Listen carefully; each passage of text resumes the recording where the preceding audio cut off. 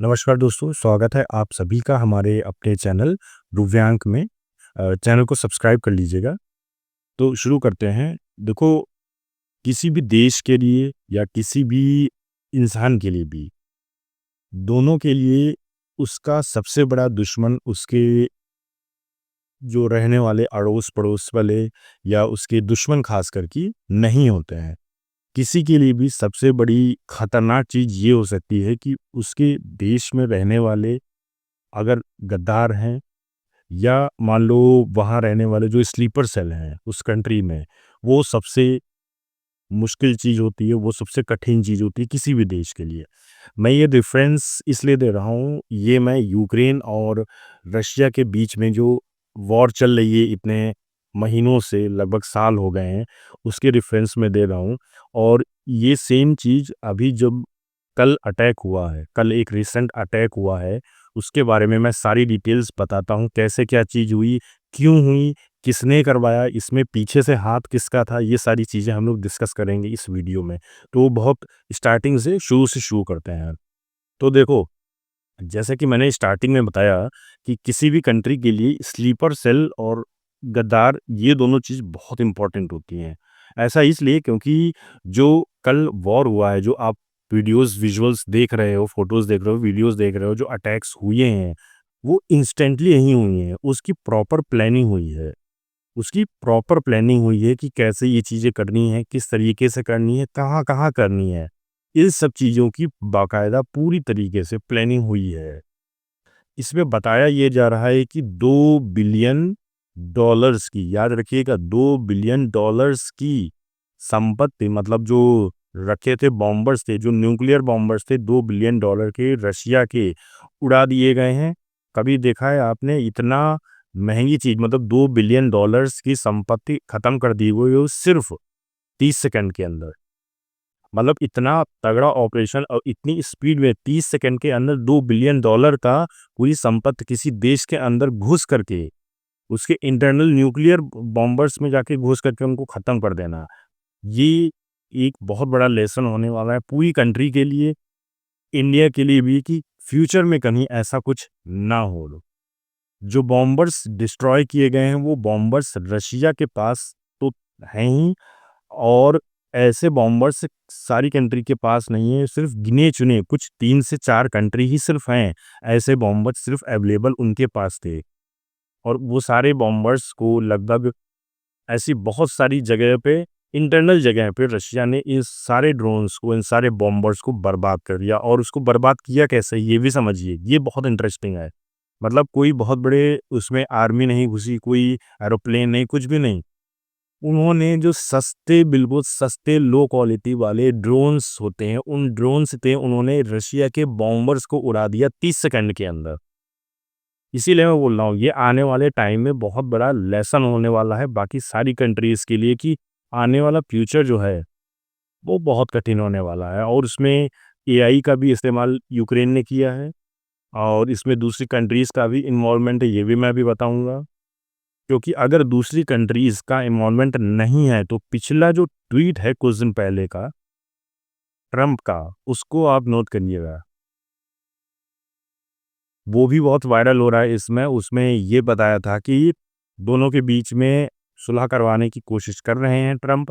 लेकिन अगर ऐसी चीज़, मतलब मैं इमेजिनेशन में हूँ इस चीज़ को, कि क्या चीज़ हुई होगी, कि मतलब ट्रंप ने बोला होगा कि भाई देखो, मैं ट्राई कर रहा हूँ कि पुतिन को, उससे कि इसको शांत करवा सकूँ, लड़ाई झगड़ा ना हो। लेकिन अगर नहीं ये चीज़ रुकी है, तो शायद उस यूक्रेन को खुली छूट दे दी गई है कि जाओ भाई, पुतिन हमसे संभल नहीं रहा है, जो तुमको करना है करो जाके। लेकिन इसके पीछे कुछ कंट्रीज़ इन्वॉल्व्ड ज़रूर हैं, क्योंकि जो डाटा उनके पास इतना एक्यूरेट डाटा कि इन इन जगहों पे बॉम्बर्स अवेलेबल हैं और यहाँ हम अटैक करना है। 30 सेकंड के अंदर सारा चीज़ ख़त्म कर देनी है। मतलब कोई पलक झपकते ही सब कुछ ख़त्म कर दे। इस चीज़ की पूरी सैटेलाइट से इमेजेस आई होंगी, पूरा ये चीज़ डाटा उनको मिला होगा, तो इसमें बहुत पॉसिबिलिटी है कि दूसरी कंट्रीज़ का इन्वॉल्वमेंट ज़रूर है। एक क्वेश्चन और भी उठता है कि मान लो कि रशिया और यूक्रेन तो इतनी दूर हैं, और इतनी दूर-दूर पे ड्रोन जा कर के कैसे अटैक कर कर सकते हैं? ये भी एक बहुत बड़ा पॉइंट होता है। तो देखो इसका अभी मैं जवाब दूँगा। इससे पहले मैं तुम्हें ये बता देता हूँ कि जो ये पूरा ऑपरेशन किया गया है यूक्रेन के द्वारा, उसको उन्होंने स्पाइडर वेब नाम रखा था। और ये सोचो कि ये पूरी प्लानिंग उन्होंने 1-2 दिन में, 1 महीने में, 2 महीने में नहीं की है। बताया जा रहा है कि पिछले 1.5 साल से ये लोग इस पूरे प्लान पे वर्क कर रहे थे कि किस तरीके से, कहाँ पर, किस टाइम पे अटैक करना है। ये पूरी प्लानिंग 1.5 साल से चल रही थी। मतलब आप समझ सकते हो कि वॉर किस तरीके से आजकल होने लगी है। एआई का यूज़ हो रहा है। डेढ़ साल तक प्लानिंग चल रही है कि हमको इस देश को ख़त्म करना है, या इस देश की जो इक्विपमेंट्स हैं, जो हमें खतरा पहुंचा सकती हैं, उनको ख़त्म करना है। तो कितना चीज़ें आगे बढ़ रही हैं, ये चीज़ समझ रहे हो? अब मैं एक पीछे सवाल पे आता हूँ, जो मैंने बताया था कि इतना दूर है, ये चीज़ कैसे पॉसिबल हो सकती है? तो ये जो मैं स्टार्टिंग में आपसे एक बात बोली थी कि देश के लिए, किसी भी इंसान के लिए सबसे जो खतरनाक चीज़ होती है, वो उस देश के स्लीपर सेल हो सकते हैं, और उस देश के रहने वाले गद्दार ही हो सकते हैं। वो इसीलिए मैंने कहा था। क्योंकि जो रशिया में हुआ है, वो तभी पॉसिबल है जब उस देश के में रहने वाले कुछ गद्दारों ने गद्दारी की होगी और उसमें इक्विपमेंट्स पहुंचाए होंगे। क्योंकि जो यूक्रेन से ड्रोन्स आए, वो किसी देश में ऐसे ही नहीं घुस सकते हैं। मैं इमेजिन करके देखो कि एक तरीके से कि कोई कहीं से भी, मतलब एयर एयर के थ्रू या ट्रक के थ्रू बॉर्डर क्रॉस किया होगा, वहाँ इन्वॉल्वमेंट होगी कि ड्रोन्स वहाँ से आए अंदर तक। आने के बाद पूरे देश में अलग-अलग जगहों पर वो ड्रोन्स पहुँचे, वहाँ इन्वॉल्वमेंट होगी। फिर इसके बाद जो बॉम्बर्स हैं, मिलिट्री स्पेस तक अंदर तक जाना, वहाँ इन्वॉल्वमेंट होगी। जहाँ-जहाँ ये चीज़ पहुँची है, बॉम्बर्स जहाँ-जहाँ अवेलेबल थे, वहाँ ये सारे ड्रोन्स को ले जाना, वहाँ इन्वॉल्वमेंट होगी। इतने दिन तक वो वहाँ रखे रहे, इसके बाद अब जाके ये अटैक हुआ, वहाँ इन्वॉल्वमेंट होगी। किस टाइम पे होना है, वो सारा डाटा सैटेलाइट से मिला होगा, वहाँ इन्वॉल्वमेंट होगी। तो मतलब पूरी तरीके से इसमें बहुत सारे लोग इन्वॉल्व होंगे, क्योंकि किसी भी कंट्री के लिए ये बहुत बड़ी चीज़ है। एक और चीज़ जो पुतिन के लिए इस समय शॉकिंग होगी कि इतना बड़ा अटैक हो गया, लेकिन ये वॉर अभी भी पुतिन नहीं मान रहे हैं। लेकिन मुझे ये लगता है कि बहुत जल्द ये बेवकूफ़ बनाया जा रहा है, और बहुत जल्द यूक्रेन को इस चीज़ का खामियाजा भुगतना पड़ेगा। मुझे ऐसा लग रहा है।